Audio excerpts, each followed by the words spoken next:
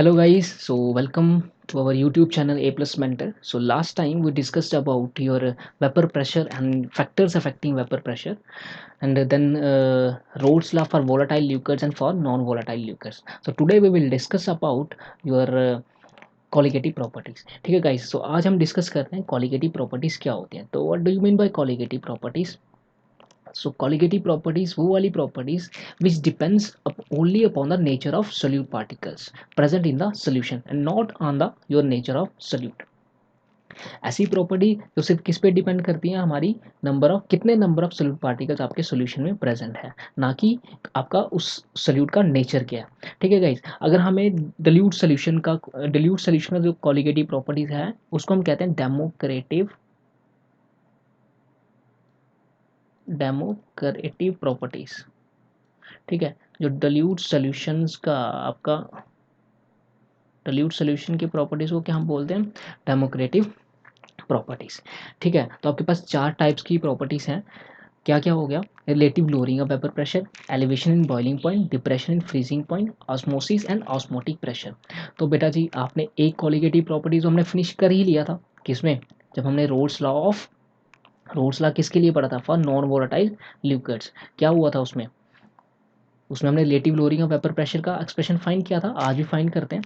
तो कुछ बच्चों को तो ऑलरेडी कर लिया होगा सबने, तो लेकिन फिर भी फाइंड करेंगे आज भी हम. तो देखो क्या, अगर देखो क्या करते थे, अगर हमारे पास नॉन वोलेटाइल सल्यूट है, जब हम नॉन वोलेटाइल सल्यूट को सॉल्वेंट में ऐड करते थे तो क्या होता था, जो वेपर प्रेशर था, क्या हमारा जो नॉन वोलेटाइल सल्यूट था उसका कंट्रीब्यूशन होता था, नहीं होता था. क्यों क्यों क्यों नहीं होता था, क्योंकि जो नॉन वोलेटाइल सल्यूट है वो आपका वेपर प्रेशर में वेपर में कन्वर्ट ही नहीं होगा. तो फिर वो कैसे कंट्रीब्यूशन करेगा वेपर प्रेशर में. ठीक है, तो whenever you add a non volatile solute to a solvent, the total vapour pressure of resulting solution P, जो टोटल वेपर प्रेशर किससे डोनेट कर रहे हैं, पी से, वो किसके बराबर हो जाता है, वेपर प्रेशर ऑफ सॉल्वेंट जिसको हम डोनेट कर रहे हैं P of A. So therefore in this case vapor pressure of solution is equal to the partial vapor pressure of solvent. तो ये हमारे पास एक्सप्रेशन था, P is equal to P of A. No हमारे पास क्या, if chi of A is mole fraction of solvent in solution then according to Rolle's law. अब roles law तो आपने पढ़ा था, उसका एक्सप्रेशन क्या था हमारे पास, पता ना, P of A is equal to P not A into chi of A. ये एक्सप्रेशन था हमारे पास ये रोल्स लॉ का.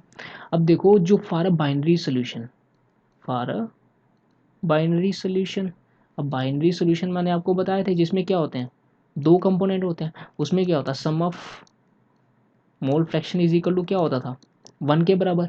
अब यहाँ से अगर आपको मोल फ्रैक्शन ऑफ ए फाइंड करना है तो आप निकाल सकते हो 1 माइनस काई ऑफ बी. ठीक है, ये आपके पास फर्स्ट इक्वेशन थी और ये आपके पास सेकेंड इक्वेशन है. अब फर्स्ट इक्वेशन को आप पी ऑफ ए की जगह क्या लिख सकते हो, पी लिख सकते हो ना इस इक्वेशन ए इक्वेशन के अकॉर्डिंग. तो सब्स्टिट्यूट कर दो तो क्या हो जाएगा, पी किसके बराबर हो जाएगा, P is equal to P not A into mole fraction of A. अब मोल फ्रैक्शन का वैल्यू तो आपने फाइंड किया है तो इसको सब्स्टिट्यूट कर दो, P is equal to P not A 1 minus mole fraction of B. तो अब इस पी नॉट ए को इसके नीचे ले जाओ, सिंपल मैथमेटिक्स है, P not A is equal to 1 minus mole fraction of B.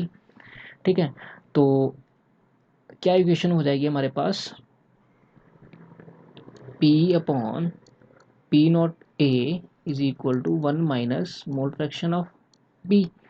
तो क्या, अब इस मोल फ्रैक्शन को उधर ले जाओ और इस वैल्यू को इधर ट्रांसफर कर दो. तो क्या हो जाएगा, mole fraction of B is equal to 1 minus P upon P not A. तो mole fraction of B is equal to, इसको इधर मल्टीप्लाई कर लो, P not A minus P upon P not A. तो ये बेटा जी एक्सप्रेशन हो गया आपके पास किसका, relative lowering of vapour pressure, जो किस पे डिपेंड कर रहा था, हमारे number of moles of solute पे. तो ये एक्सप्रेशन हमने फाइंड कर लिया किसके लिए, relative lowering of vapour pressure. अब एक चीज़ और याद रखो कि आपका जो कॉलिगेटिव प्रॉपर्टीज़ हैं वो हेल्प करती हैं हमें फाइंड करने में मॉलिक्यूलर मास. क्या फाइंड करती हैं, क्या हेल्प करते हैं, क्या फाइंड करने में, मॉलिक्यूलर मास. अब कैसे फाइंड करते हैं, हम इसी एक्सप्रेशन को यूज़ करके हम फाइंड करेंगे. ठीक है, इस एक्सप्रेशन को याद रखो. ठीक है, तो नेक्स्ट केस में हम फाइंड करेंगे आपका मॉलिक्यूलर मास। क्या क्या एक्सप्रेशन था? X of B is equal to mole chi of B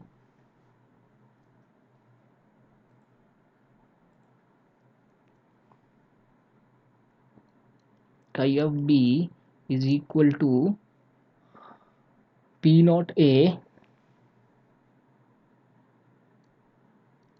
minus P upon P not a.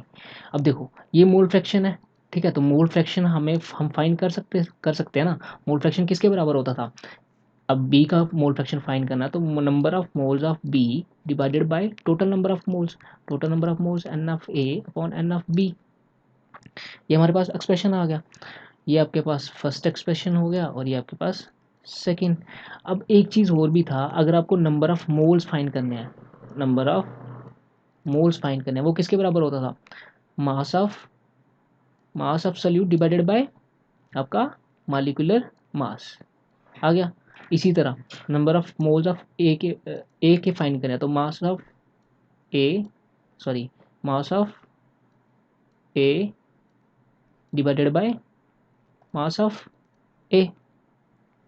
ठीक है, अब इन दोनों वैल्यूज़ को यहाँ पे सब्स्टिट्यूट कर सकते हैं। अब एक चीज़ और याद रखो, ये एक्सप्रेशन फर्दर रिड्यूस हो जाएगा N B upon N of A में। क्यों? क्योंकि अब देखो यहाँ पे जो नंबर ऑफ सल्यूट पार्टिकल्स है वो क्या है? कम है एज कंपेयर टू सॉल्वेंट। तो हम क्या करेंगे, जो अमाउंट ऑफ सल्यूट है सोल्यूशन में वो क्या है? काफ़ी ज़्यादा कम है। तो n of A plus n of B, इसको हम क्या लिख सकते हैं? एन ऑफ ए के। तो वही मैंने क्या कर दिया, n of A plus n of B की जगह क्या कर दिया, एन ऑफ ए लिख दिया। अब ये वैल्यूज़ हमारे पास है, एन ऑफ बी भी है, एन ऑफ ए भी है, तो X mole fraction of B किसके बराबर हो जाएगा? एन ऑफ बी का वैल्यू क्या है? W B upon M of B. अब एन ऑफ ए क्या आ जाए, नीचे आएगा ना, तो एन ऑफ ए का वैल्यू क्या था? W A. ये आ गया आपके पास डब्ल्यू ए। अब एम ऑफ ए को हम ऊपर लिख सकते हैं, एम ऑफ ए। अब ये एक्सप्रेशन किसके लिए आया? Mole fraction of B. अब देखो मोल फ्रैक्शन ऑफ बी को इस इक्वेशन में सब्स्टिट्यूट कर दो, इक्वेशन नंबर फर्स्ट में, ठीक है। तो equation number substitute mole fraction of be in first. तो फर्स्ट इक्वेशन क्या बन जाएगा? एक्स काई ऑफ बी की जगह ये वाला एक्सप्रेशन सब्स्टिट्यूट कर दो, W of B upon M of B multiply molecular mass of A into molecular mass of B, sorry weight of, यहाँ पे क्या आ जाएगा आपका?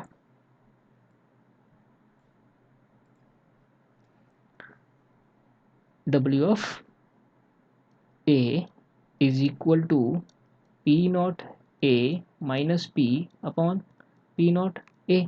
अब यहाँ से क्या करना, मॉलिक्यूलर मास ऑफ ये फाइंड करना है, मॉलिक्यूलर मास ऑफ सल्यूट। तो इसको क्या कर सकते हैं हम, इस वैल्यू को अगर हम यहाँ पे ले जाएं, ठीक है, और ये वाला वैल्यू इस वैल्यू को इधर ले आए तो क्या हो जाएगा? क्या हो जाएगा नेक्स्ट स्लाइड में हम देखते हैं।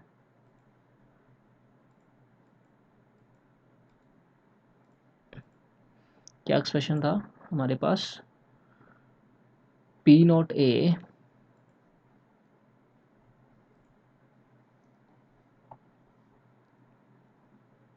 P not A minus P upon P not A is equal to W of B into M of A,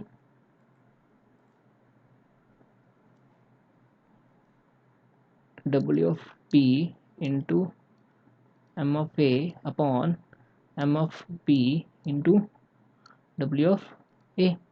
ठीक है, अब इस m को इधर ले जाओ तो ये एक्सप्रेशन क्या होगा, उल्टा हो जाएगा। M of B is equal to W of B into M of A upon W of A multiply, ये पी नॉट क्या हो जाएगा, जब इस साइड आएगा पी नॉट ए ऊपर चला जाएगा और ये वाला P not A minus P क्या हो जाएगा, नीचे आ जाएगा। ये एक्सप्रेशन आपके पास क्या हो गया, थर्ड एक्सप्रेशन। अब ये क्या हो जाएगा, ये हम क्या कर रहे हैं, मॉलिक्यूलर मास ऑफ सल्यूट। तो ये एक्सप्रेशन हमें फाइंड करेगा, हेल्प करेगा क्या फाइंड करने में, मॉलिक्यूलर मास ऑफ सल्यूट। ठीक है गाइस, तो आज हम इतना ही रखेंगे कि हमने एक्सप्रेशन फाइंड किया आज किसके लिए, लेटिक लोअरिंग ऑफ वेपर प्रेशर, और फिर हमने फाइंड किया मॉलिक्यूलर मास ऑफ जो सल्यूट का। होपफुली आपको समझ आया हो।